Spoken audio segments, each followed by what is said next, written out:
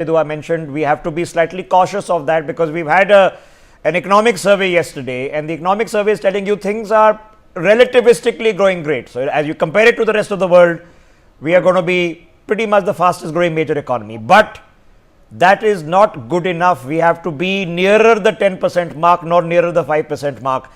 And that has to be a long-term trend. But we are putting perspective. So let me get perspective in. General Dwivedi, before I get into defense expenditure and all the other matters with you, just as a human being, as a person who's earned a salary, earns a pension, here's a reality check, right?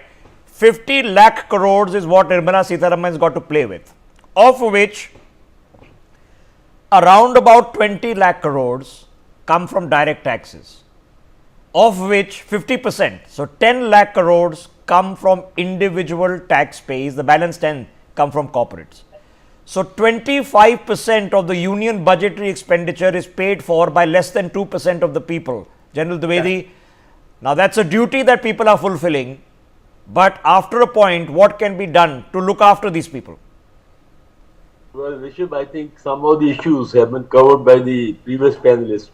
There is actually what we can see is a lopsided tax collection, because 2% of the people are paying taxes, and the larger portion of the people are not paying taxes. So this is one aberration that needs to be corrected. Just as a case in point, people like me who are in the gig fraternity, when we go for even taking a class or a lecture, we are supposed to pay even 10% of GST on those kind of issues. So therefore, the point is that I think this aberration needs to be corrected. We need to widen the tax net, especially because I would say that, like agriculture, there are big farmers who are owning hundreds of acres of land, and they are also being given free electricity, all subsidies. I think this needs a serious look, because you can't keep squeezing only 2%.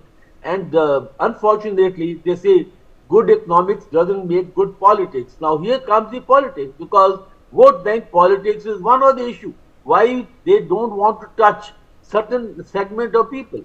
No, but General Dwivedi, I know some of those farmers who drive a Mercedes and then pay no taxes, but is the middle class not a vote bank for anyone? That does nobody actually genuinely care?